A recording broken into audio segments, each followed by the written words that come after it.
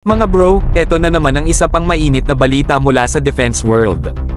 Confirmed na ng media sa South Korea at pati na rin dito sa Pilipinas na ang Korea Aerospace Industries, KAI, ay kasalukuyang nagde-develop ng bagong single-seat F-50 variant ng FA-50 Fighting Eagle. Kung dati ay nakilala natin ang FA-50 bilang workhorse light fighter at trainer, ngayon mas pinaigting pa ito ng KAI para maging full-fledged combat aircraft na mas kaya ang mas mabibigat na laban.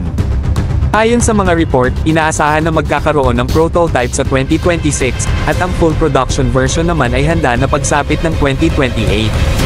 Hindi ito maliit na leap, mga bro, kundi malaking evolution para sa buong FA-50 family. Imagine, mula trainer, light combat jet, magiging isang totoong dedicated single-seat fighter jet na mas optimized for strike missions at air combat. Isa pa sa pinaka-interesting dito ay yung upgrade kit na magiging available para sa lahat ng kasalukuyang gumagamit ng FA-50. Ibig sabihin, hindi lang future buyers ang makikinabang, kundi pati na rin mga bansang kagaya ng Pilipinas na may fleet na ng FA-50PH.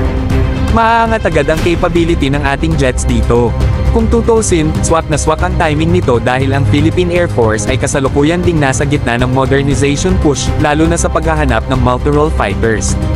Habang hinihintay ang big ticket deal na iyon, ang paglabas ng F-50 variant ay parang bonus option na pwedeng magbigay ng bridge capability o kahit complementary fighter fleet. Ang kagandahan pa ng single-seat F-50 ay mas makakayang magdala ng mas advanced weapon systems, mas mahaba ang combat endurance, at mas nakatutok ang design sa pagiging frontline fighter kaysa dual-role trainer.